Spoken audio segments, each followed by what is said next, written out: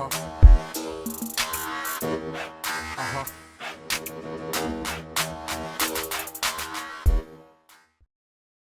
what's going on? Quis here from Sports Vibes TV, and in this video, I just want to give you my thoughts on what happened last night during the NBA draft.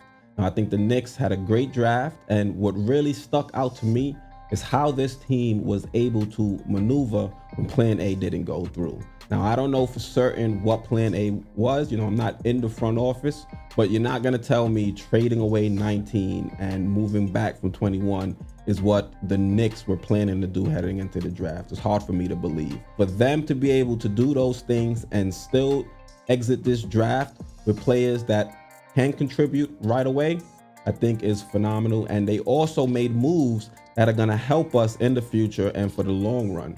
So if you look at Miles McBride and if you look at Quentin Grimes, those are two players that can come in and knock down the three.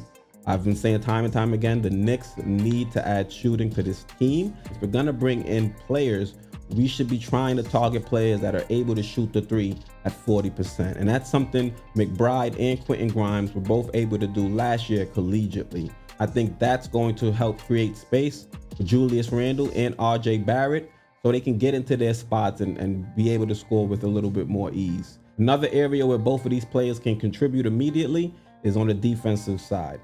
Miles McBride, arguably one of the best perimeter defenders in this draft, a player that's going to harass opposing players. And we also brought in Grimes, who is 6'5", has a 6'8" wingspan, and has the size to be able to guard, bigger guards out there on the perimeter. He might have some issues guarding against players that are a little smaller and quicker, but I think he's not going to be that big of a liability out there. I'm still confident that he'll be able to contribute defensively. So the fact that we were able to bring in two young players that can contribute right away and help us sustain this winning environment, I think that's great. Another thing I like is the fact that the Knicks were able to move off of 19, save some cap that we can use in free agency to add talent to this roster, but yet we were still able to leave with 4 rookies. And now this cap space is going to benefit the rookies now because we'll bring in more talent and we won't ask them to do too much. We'll ask them to fulfill a role and they won't be put in situations that are not beneficial for them. So for me, that checks another box in this draft that makes me feel even more confident with this front office. Now, I won't lie, I was a little bit nervous when we traded 19. I really didn't know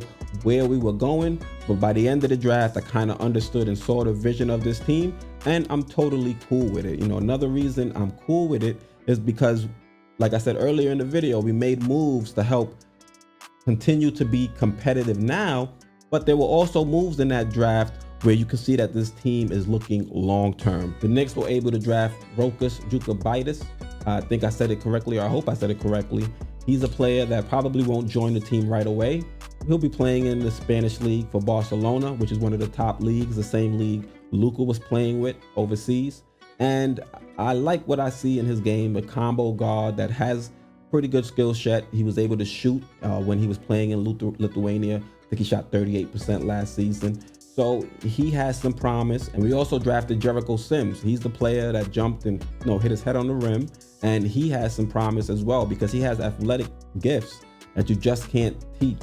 So I would like to see how he looks after he has some time working in the lab with Kenny Payne. So he's definitely going to be a project.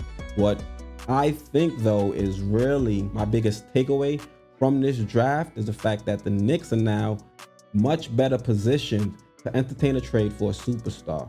The Knicks still have 6 first-round picks over the next few years to include in the deal. And now we have more players on this roster that we can tell a team, hey, look, let us know which players you'd want to include in the deal. And when we move them, we still have serviceable players that we can put out there and still be competitive. This was not the case before the draft. And this is really one of the big reasons why I like this trade. It shows that the Knicks, we were able to maintain flexibility for the future while not sacrificing the ability to build off the success we had last season. So you guys, let me know what your thoughts are down in the comments. Once again, I'm Quis, host of Sports Vibes TV, and I'm out.